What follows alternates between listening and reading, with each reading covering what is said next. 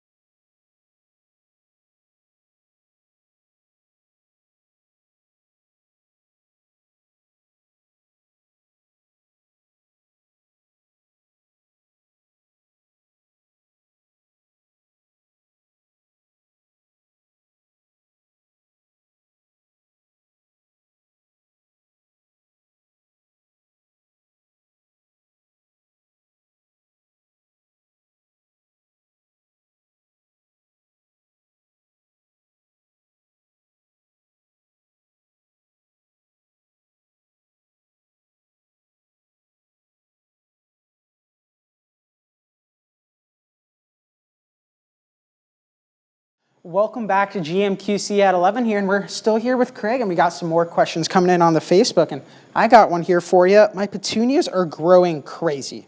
Few blooms, but a lot of green. Can I cut some growth to get back to blooms? Yes, when a petunia starts to get overgrown, it collects seed, even the ones that don't seed heavily. They do make some seed. So usually I would suggest about the 4th of July, we're running a little behind here, just give it a light haircut. Make sure you keep the fertilizer running. That's so important to force that new bloom out. And usually after a haircut, they will go ahead and come back into bloom beautifully within 2 weeks. I cut my strawberries back once. They've since grown in. Do I cut them back again? No.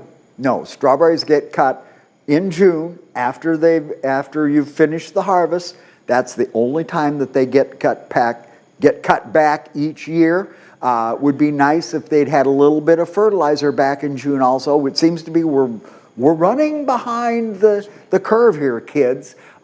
Just remember, make sure you've got your straw available to cover them up before the temperatures get down to 20 degrees this winter. Got it. I planted gladiolus this year. Do I need to dig them up, and when do I do that? Oh yes, you're going to go ahead and let the gladiolus get frosted, just like you would cannas or dahlias. You are then going to go ahead and dig the corms up, and you air dry them. Just put them into like a cardboard flat. Let them get air dry. The dirt should flake off of them. Then you could go ahead and dust them with sulfur and maybe a fungicide, and then they are stored dry for the winter and then replanted next year. Yes, dig your gladiolus up when they get frosted this fall. How do I get rid of worms on my broccoli plants? Oh, that's a great one. You want to use one of my favorite products. It's called Captain Jack's Dead Bug Brew. And what it is, it's an extract of BT, which works beautifully on caterpillars. They take a couple of bites, they're dead. You could drink the stuff out of the bottle, it wouldn't hurt you at all, so it is organic. My newly planted bobo hydrangeas are getting brown spots on leaves. Help.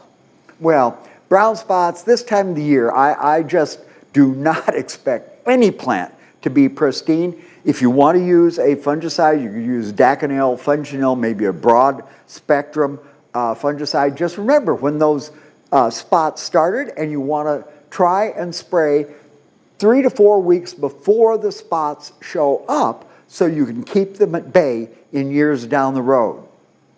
All right, this one says, my houseplants have been outside during the summer and now they're being invaded by ants, the houseplants, and what do I need to do to get the ants out of my houseplants before I bring them in? Okay, what you're going to want to do is get some taro ant traps. You're going to set them in the plant. The ants come up, they feed on it, they carry it back to the nest, and it kills off the nest. Make sure that right now we should be moving our plants up into a more shady area because they've been getting good sun during the winter. We want them to get used to that little less sun or a lot less sun that they're going to get in the house.